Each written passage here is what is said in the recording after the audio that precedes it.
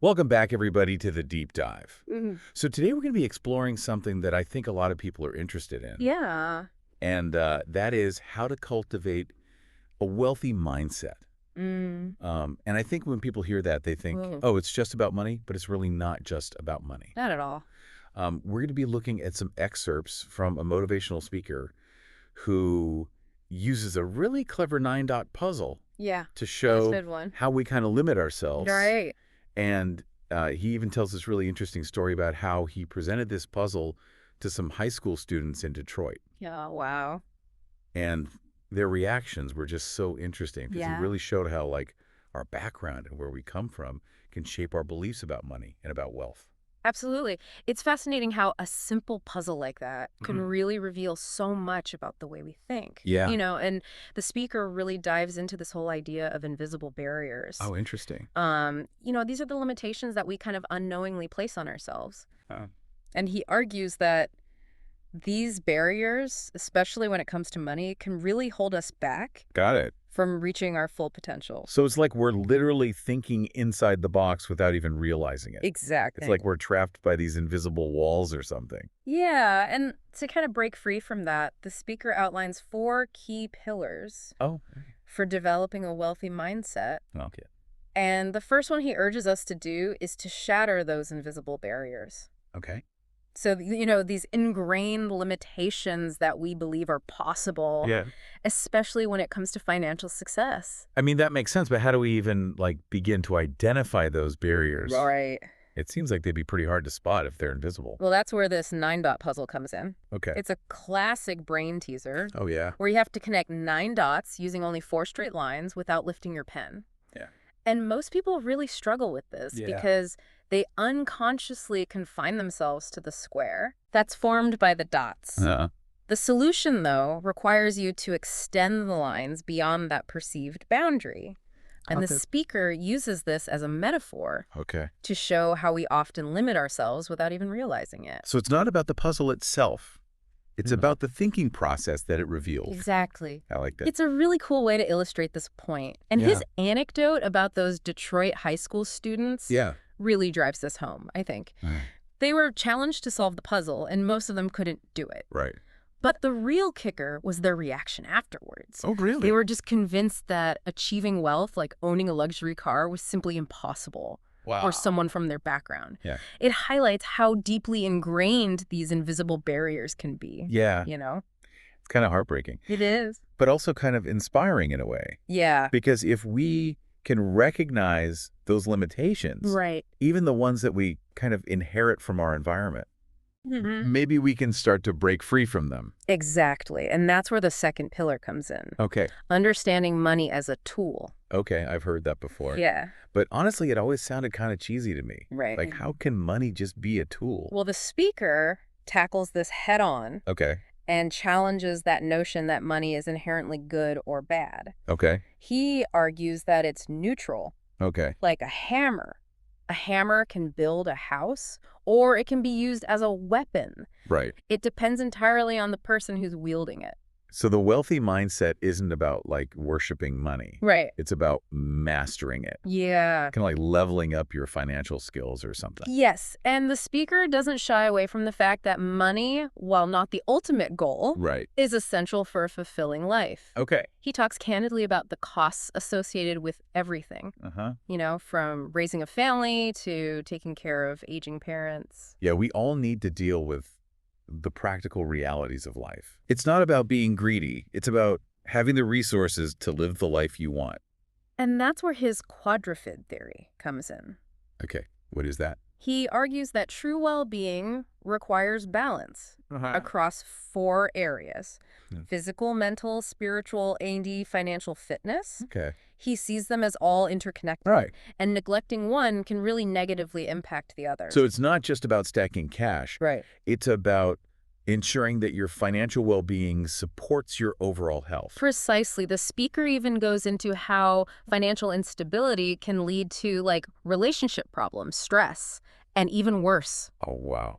It's a sobering reminder that money, while not everything, plays a huge role in our overall well-being. Okay, so I'm starting to see how these first two pillars kind of connect. Yeah. You need to break free from those invisible barriers that are holding you back. And then you need to view money as like a tool for building the life you want. Exactly. But what about pillar number 3? That's where things get really interesting. Okay. The third pillar is all about recognizing the abundance of money.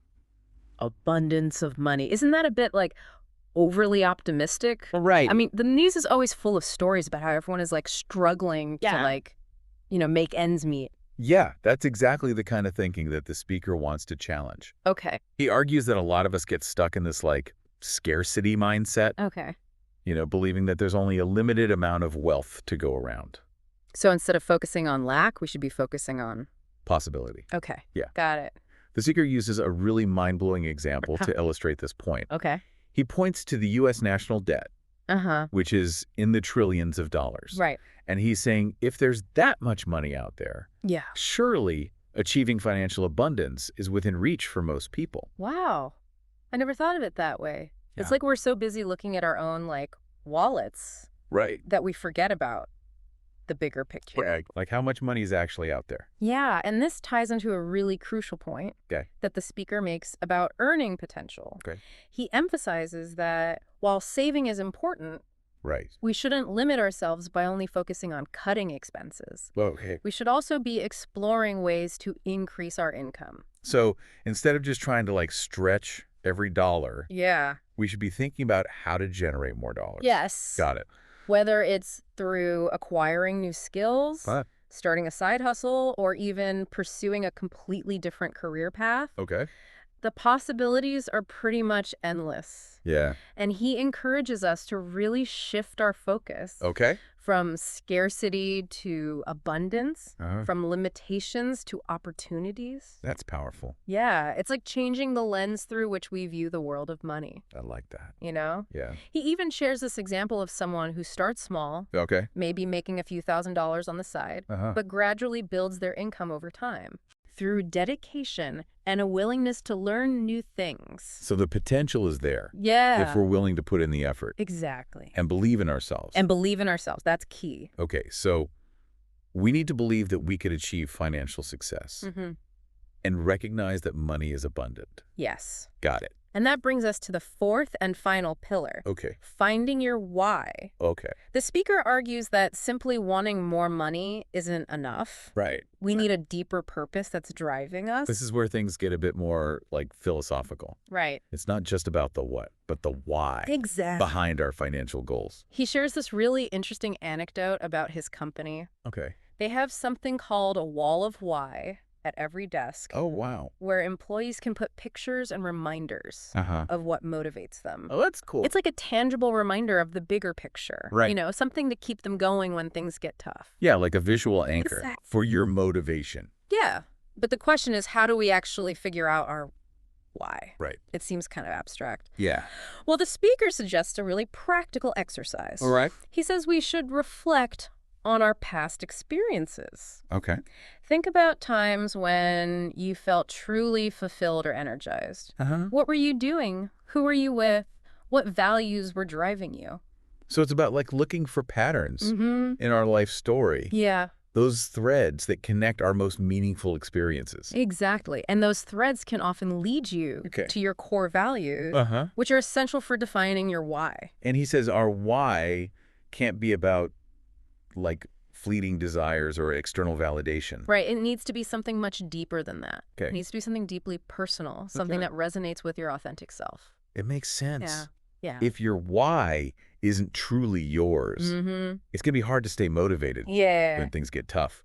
Absolutely. He emphasizes that achieving wealth isn't about proving anyone wrong or seeking external validation. It's about fulfilling your potential and creating a life that aligns with your deepest values and aspirations. It's about becoming the best version of yourself, both financially and personally. Exactly.